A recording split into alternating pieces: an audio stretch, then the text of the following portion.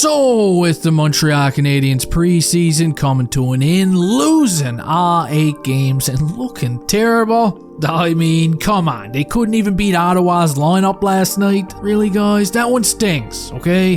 They even let Scott Sabourin score a goal. That idiot probably went home last night and looked in the mirror and seen Wayne Gretzky for a couple of seconds. But anyway, despite all of the chaos, there were a couple of bright spots during the preseason. So in this video, I'm going to name 3 studs and I'm going to name 3 duds. Okay, and at the end of the video, you get your turn. You can leave me a comment and tell me who you thought the studs were and who you thought the duds were. Here we go, starting this one off with a stud, we got Cole Caulfield. That's right, our little bundle of joy had himself a wicked preseason. In fact, every game he played, I thought he was the best forward on the ice. He scored lots of goals, leading the league in preseason and power play goals with a total of 4. And he was also shooting every opportunity he got, okay? He would also lead the league in shots on goal during the preseason with 21. So if you are looking for a good sign, here it is. It's Cole Caulfield. He's been on fire, and while the Canadiens might not win too many games this season, at least we're gonna see guys like Caulfield and Suzuki put up some decent numbers. Moving on with a dud. Good old Johnny Drouin. How many games did he play?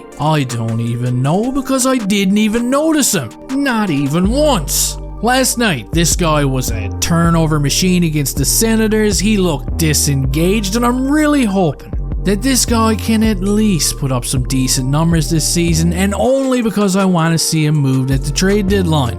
Okay, I'm not a fan of Jonathan Drouin. I just don't see a scenario where he fits into the core moving forward. And with this being the last year on his contract, can we please get rid of him, okay? Tie him to a tree somewhere deep into the woods. I don't care. Trade him or find a tree. Moving on, we got stud number 2, and his name is Kaden Ghouli. Man, did this guy ever impress during the preseason? You know, originally I was thinking that Ghouli was going to have a strong preseason, and then the Canadiens would just send him down to Laval and let him develop for a year in the AHL. But now that preseason is over, I've completely changed my mind. This guy looks stronger every game. He looks good offensively, he looks good defensively. He's not afraid to mix things up and throw his weight around. Kaden Ghouli looks more NHL ready right now than all of the other guys. Okay, he does. And it's going to be tough for Kent and my name's Jeff to send him to the Laval Rocket right now. I think he's earned a spot. Moving on to dud number 2. It's another Kaden, and this time it's Kaden Primo. Jeez, he's still young, okay, and I almost feel like a bit of an asshole just for adding him to the dud list, but I don't care. Kaden freaking Primo has looked like a dog's stomach every time he gets between the pipes at the NHL level, okay, it's true.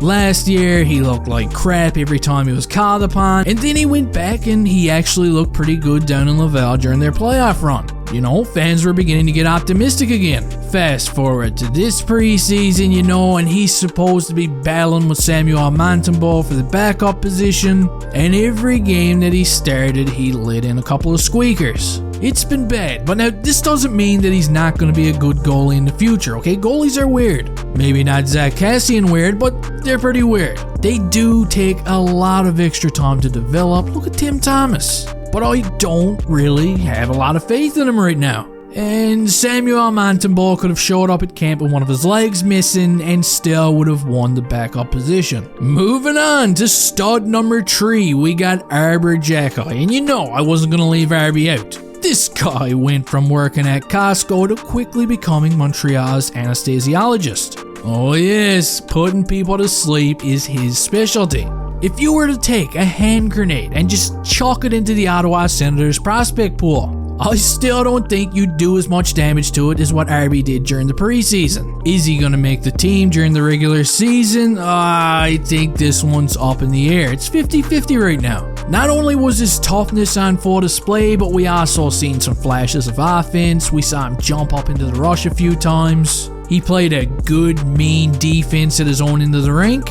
And what else could you say? He's clearly a team player, and he's the kind of guy that's going to stand up for his teammates 100% of the time. Junkie is going to be a big part of Montreal's future moving forward. Mark it down. And finally, we got dud number 3, Evgeny Dadonov. Yes, he might have looked a tad better during last night's game, but overall, from what I've seen from this guy during the preseason, I did expect a little more, okay? I was disappointed in Dadonov. I thought he looked lost out there at times. Maybe it's just because he's trying to adjust to a new system, and work with new line mates. But again, he falls in the same category as Drouin and friends. Hopefully he picks it up during the regular season so he can be flipped at the trade deadline for a reasonable return. And there you have it. 3 studs and 3 duds. Now I'm kind of hungry and I want some spuds. God, I'm an idiot. But anyway, I can really go on all day and put more players into these categories, but I don't want to bore you, okay? I don't want to take up too much of your time.